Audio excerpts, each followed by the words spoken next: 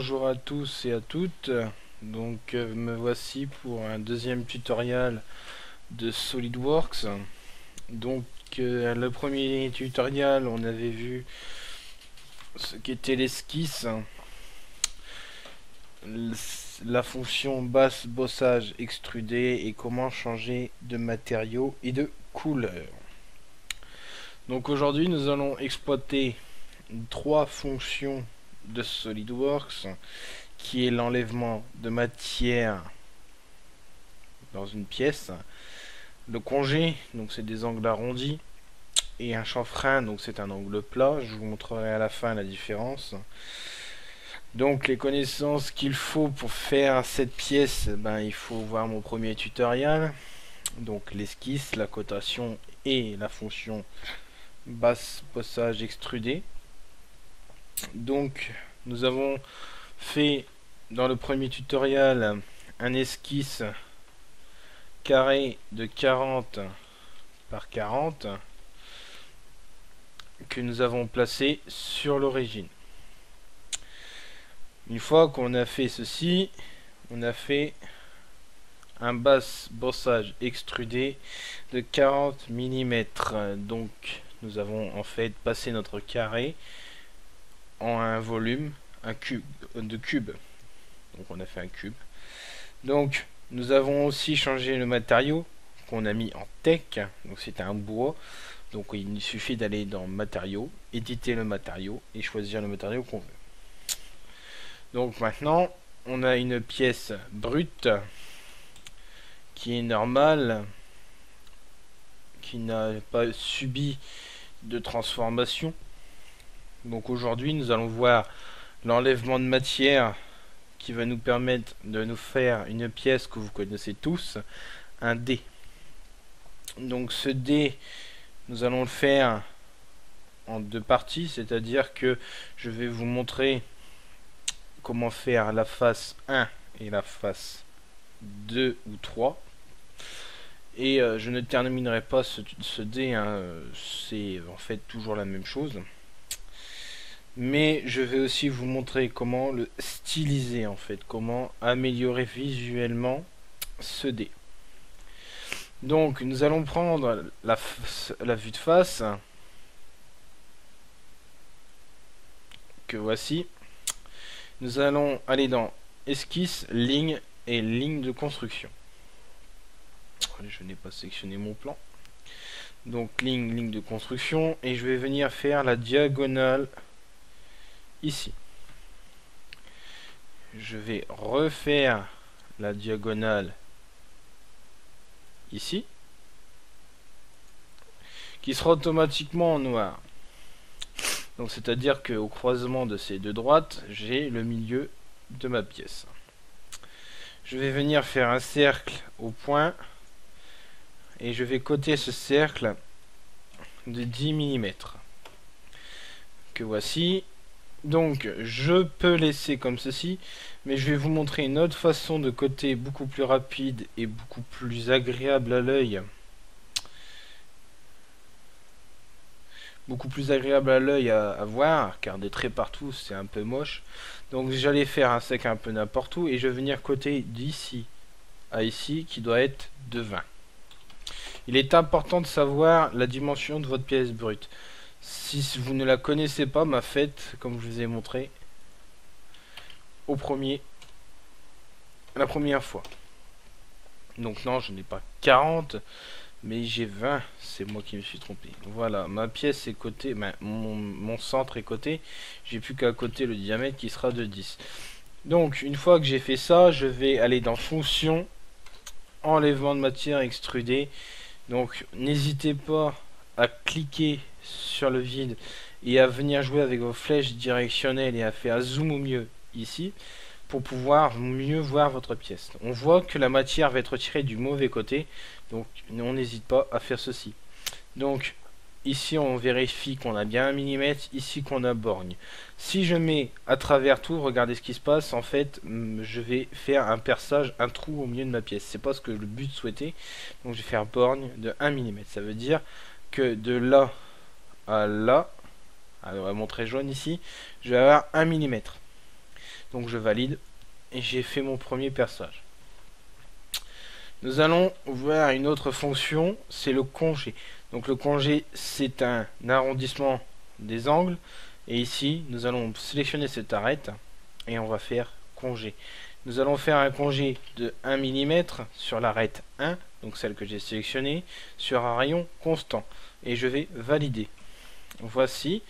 Je peux aussi facilement styliser cette face en allant ici et sélectionnant une couleur. Je vais sélectionner noir. Je valide. Voilà ma première face de SolidWorks, du dé fini sur SolidWorks. Je vais faire le chiffre numéro 3. Je vais venir sélectionner mon plan de droite. Ici, je vais aller dans ligne de construction.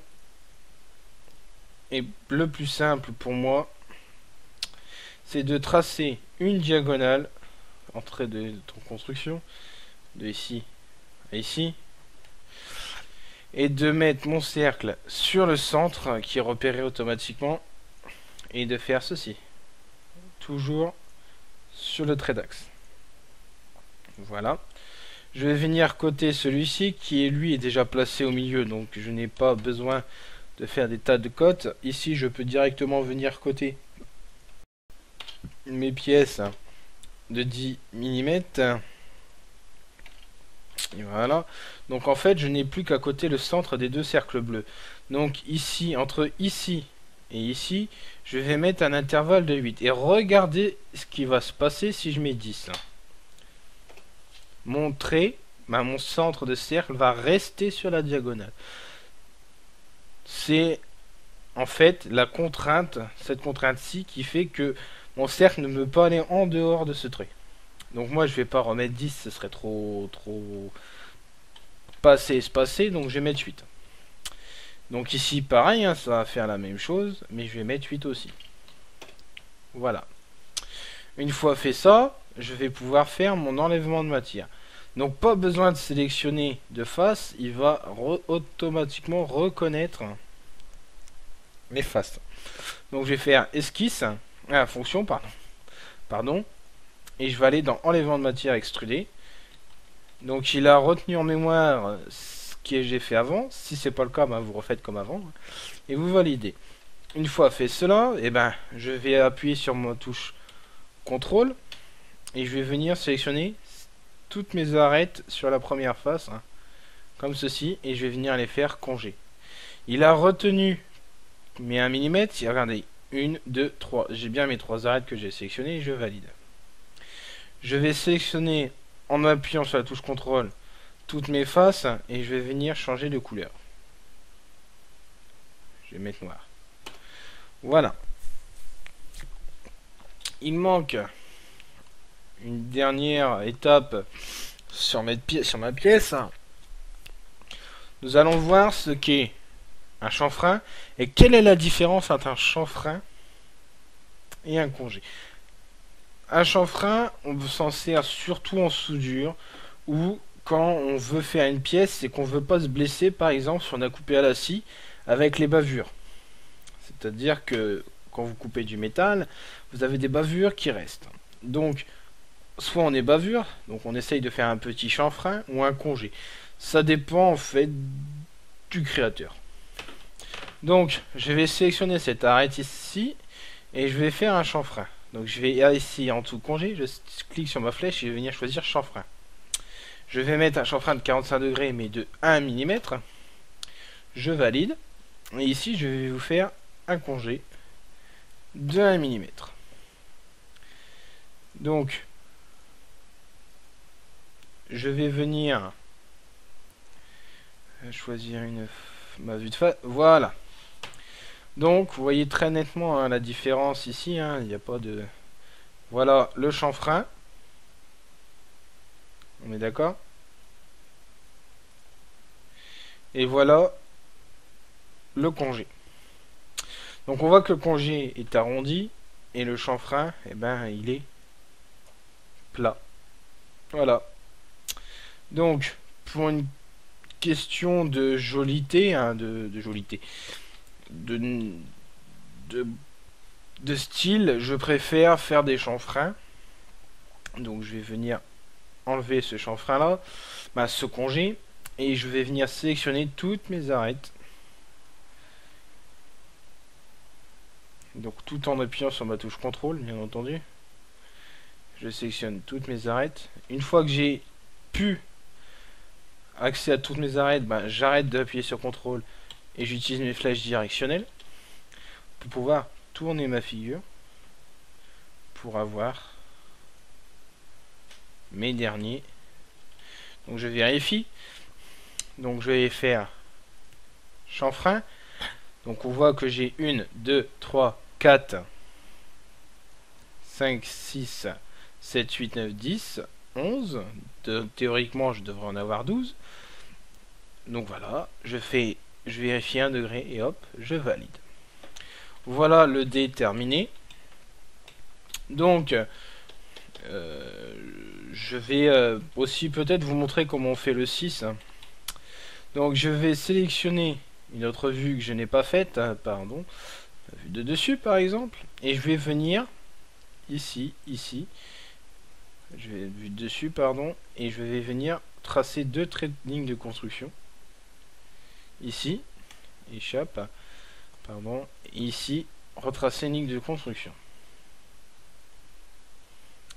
Cotation intelligente, je vais venir ici, mettre, on va mettre 10, et ici, 10.